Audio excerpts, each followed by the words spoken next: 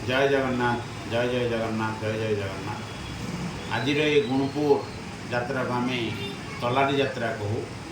जदिओ यार ना गुंडीचा यात्रा, दक्षिणायन यात्रा, रथ यात्रा एमती अनेक यात्रार ना थिले मध्य आम गुणपुर यात्रा को तलारी यात्रा कहू। कारण ये अंचल हूँ कृषिभित्तिक अंचल एवं मौसुमी आगमन रे ये अनेक प्रकार तलारी विभिन्न किसम बिक्री हुए एवं चाष उपकरण पाई समस्त कृषि नियोजित चाषी भाई माने अनेक संख्यार तलारी ग्रहण करते एवं बिक्री ये चले।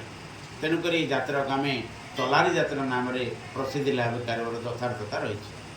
प्रसिद्ध रथ यात्रा हूँ गुणपुर। गुणपुर में दुईटी जगन्नाथ मंदिर अच्छी।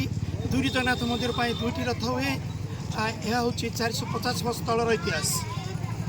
गुणपुर में जेनराली साधारणतः कृषक माने गाँ गहलीर आदिवासी माने से रथ यात्रा को आसवे। से कृषि छत्ता किंबा तलारी तलारी किणवा को आसवे। तेणु प्रचुर तलारी आसुवर गुणपुर रथ यात्रा को तलारी रथ यात्रा कहते। ये हूँ विश्व प्रसिद्ध जगन्नाथ महाप्रभुंकर घोष यात्रा।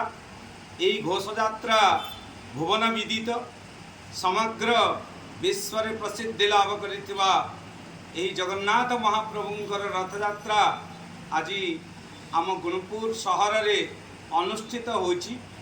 आमर श्रीरंग नायकंकर मत अनुसार ये प्राय 1700 शताब्दी जगन्नाथंकर मंदिर एठारे निर्माण होता एवं सही समय ही रथयात्रा परिकल्पना कर एवं रथयात्रा अति सुंदर भाव गुणपुर अनुष्ठित हुए।